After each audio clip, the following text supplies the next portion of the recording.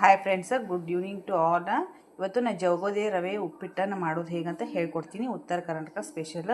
First ರವೆ ಹುರಿದಿಟ್ಕೋದು, ಆಮೇಲೆ ಇಲ್ಲಿ ಒಗ್ಗರಣೆಗೆ ಸಾಸಿವೆ ಜೀರಿಗೆ ಒಗ್ಗರಣೆ ಹಾಕ್ಕೊಂಡು ಅದು ಸ್ವಲ್ಪ ಒಗ್ಗರಣೆ ಬಂದಮೇಲೆ ಸ್ವಲ್ಪ ಉದ್ದಿನಬೇಳೆ ಕಡಲೆಬೇಳೆನ ಹಾಕ್ಕೊಂಡು ಸ್ವಲ್ಪ ಕೆಂಪಾಗಿ ಹುರಿದಾದ್ಮೇಲೆ ಉಳ್ಳಾಗಡ್ಡಿ ಹಸಿಮೆಣ್ಸಿನ್ಕಾಯಿ ಕರಿಬೇವು ಹಾಕ್ಕೊಂಡು ಸ್ವಲ್ಪ ಅರಿಶಿನ ಪುಡಿ ಹಾಕ್ಕೋಬೇಕು.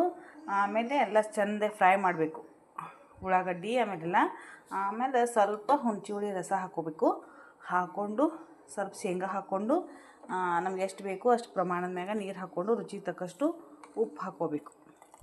ಉಪ್ಪು ಹಾಕ್ಕೊಂಡು ಇದು ಚೆಂದಾಗೆಲ್ಲ ಹೆಸರು ಬಂದಮೇಲೆ ಹಾಕಿ ಉಪ್ಪಿಟ್ಟನ್ನು ಚೆಂದ ಎಲ್ಲ ಕಡೆ ನೋಡಿ ಫ್ರೆಂಡ್ಸ್. ರವೆ ಹಾಕಿ ಈ ಥರ ಎಲ್ಲ ಹಿಂಗೆ ತಿರುಗಾಡಬೇಕು. ನಮ್ಮ ಕಡೆ ಬಿಜಾಪುರ ಸೈಡ್ ನಾವು ತಿರುಗಾಡೋದತ್ತೀವಿ, ನೀವೇನತ್ತೀರಿ ನೋಡ್ರಿ. ಈ ಥರ ಮಾಡಿ ಇದು ಚೆಂದ ಎಲ್ಲ ಸ್ವಲ್ಪ ಗಟ್ಟಿಗೆ ಆಗಬೇಕು. ಆಮೇಲೆ ಉಪ್ಪಿಟ್ಟ ರೆಡಿ ಆಗುತ್ತೆ. ಸ್ವಲ್ಪ ಒಂದು 5 ನಿಮಿಷ ಇದು ಅದು ಆಗುತ್ತಾನ ಸ್ವಲ್ಪ ಮುಚ್ಚಿಡಬೇಕು ಫ್ರೆಂಡ್ಸ್. ಇದು ಮುಚ್ಚಿಟ್ಟು ಎಲ್ಲ ಕುದ್ದು ಒಮ್ಗೊಯ್ಬೇಕು. ಆಮೇಲೆ ಉಪ್ಪು ನೋಡಿ ಫ್ರೆಂಡ್ಸ್. ಈ ಥರ ನೀರೆಲ್ಲ ಅಡ್ಸಿದ ಮ್ಯಾಗ ಇನ್ನೊಂದು 2-3 ನಿಮಿಷ ಇದನ್ನೇ ಸ್ವಲ್ಪ ಸಣ್ಣ ಉರಿ ಒಳಗೆ ಸ್ವಲ್ಪ ಉಮ್ಗೊಯ್ಸ್ಬೇಕು. ಇದಕ್ಕೆ ಉಮ್ಗೊಯ್ಸೋದಾರ ಇದನ್ನು ಹಬೆ ಒಳಗೆ ಈ ಥರ ಇಡಬೇಕು. ಉಮ್ಗೊಯ್ಸಿದ್ಮೇಲೆ ಉಪ್ಪಿಟ್ಟು ರೆಡಿ ಆಗ್ತದೆ ನೋಡಿ ಫ್ರೆಂಡ್ಸ್.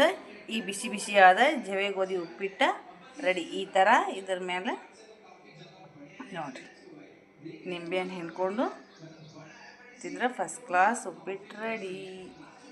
ಬರ್ರಿ ಫ್ರೆಂಡ್ಸ್, ರುಚಿಯಾದ ಜವೆ ಗೋಧಿ ಉಪ್ಪಿಟ್ಟ ತಿನ್ನೋಣ ಬನ್ನಿ. ಓಕೆ, ಲೈಕ್ ಮಾಡಿರಿ, ಶೇರ್ ಮಾಡಿರಿ, ಸಬ್ಸ್ಕ್ರೈಬ್ ಮಾಡೋದನ್ನು ಮಾತ್ರ ಮರಿಬೇಡಿ ಫ್ರೆಂಡ್ಸ್.